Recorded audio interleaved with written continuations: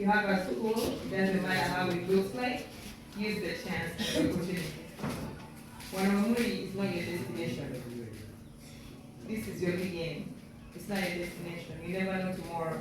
Somebody else might come, or you might go somewhere bigger. Your dreams will come true. You have to believe in your dreams and do not stop coming to school.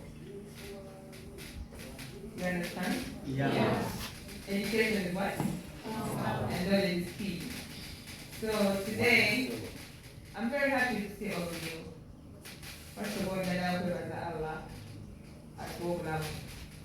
And today, I made you guys a uniform from the school.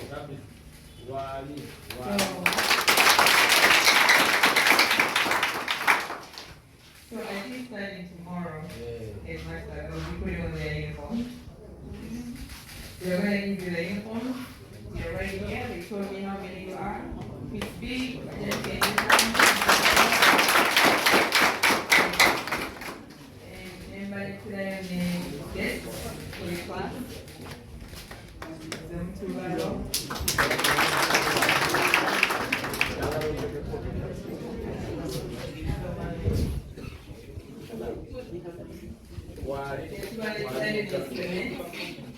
Continue using the school.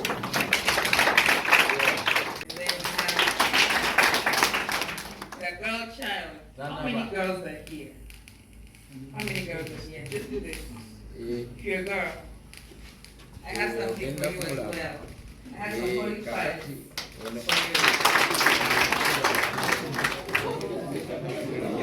That's the boys that are. I want to thank you very much for giving us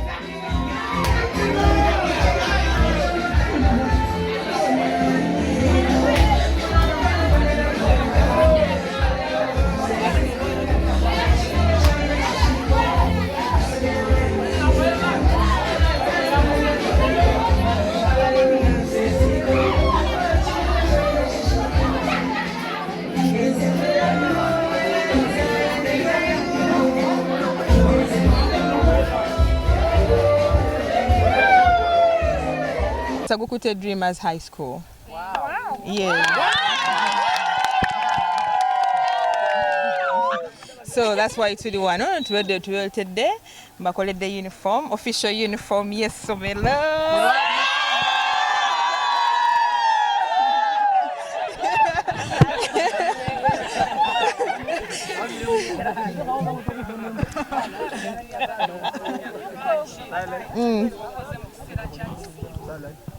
Nayagala kikola birthday yange ati birthday yange tuuse ekisibo kituuka so Allah wamaanya atwagala nnyo n'aba dreamers ayagala tubeere nabo tubayambe batuuke ne mu America si kyo we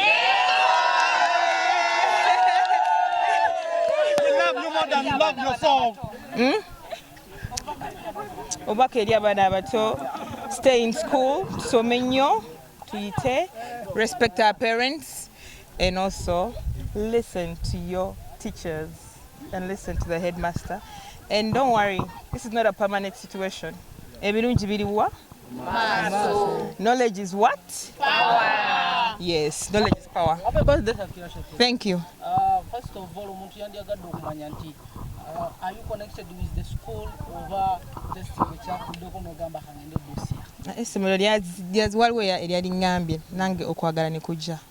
Yes, I'm not connected to the school at all.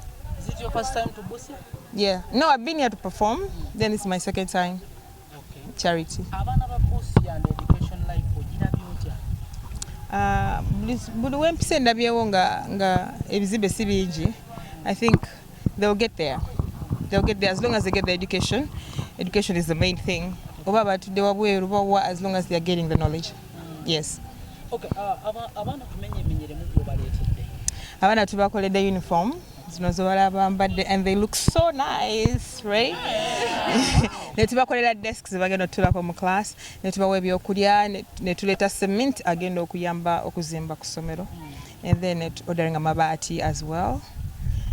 N'omukwano gwenkoze nabo is very important, right? Yeah. Yes. Show us like you have a love to these people, to these students ku ssomero. Oh, tubawadde ne holic pads. Yes. Bavaayo ne bagamba nti and performing a masomero. On this point, kubanga olabise nayo n'obatwalira n'ebintu ebyenjawulo.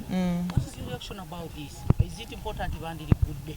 It's important. You start performing for these people. It's important about kids abayimbi bajje bayimbiremu ku ba students. Beyagalemu si kyo? Work without play makes you a dull what? A dull person. So I think it's important Baba Gulire they come and perform for them, but take our guidelines. It's okay, they can come and perform so they can have a good time as well. Do what I say, but not as I do. Yeah, do as I say, don't do as I do. Meaning, okay. Yeah, so I want you to do what I'm saying, but don't do what I am doing.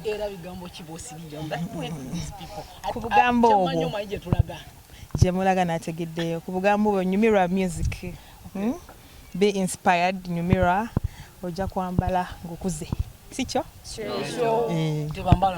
tujja kwambala nga tukuze nze nkuze nze nkuze nze siri myaka gyabwe I make decisions once you're old 21 and above I would say over 18 you can make your decisions kyowulira mulingo onyumirwa ngola kikunyumira nga n'omuzadde takinaako buzibu nyumirwa life is what Shakira, you put too much in music.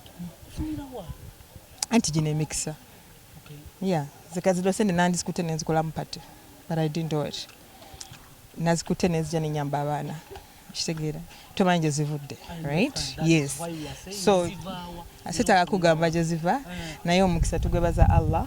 That's why we are able to give back to the community. Yes.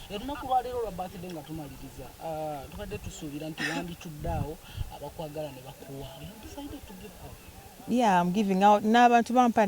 Read, I can tell you, I've received gifts as well, but this I've been planning. I've been planning this, and I wanted to fulfill it. So for this birthday, it's very special. So netukituukiriza na uniform zizze buli omu agenda funa abasiraamu bagaliza ekisiibo ekirungi weekuume Ramadan tetukkiriza kwe you know weekuume oline Ramadan kwe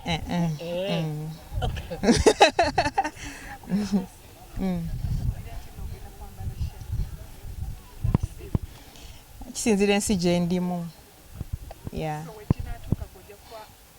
Kisinzira Allah w'anaabantadde at the moment.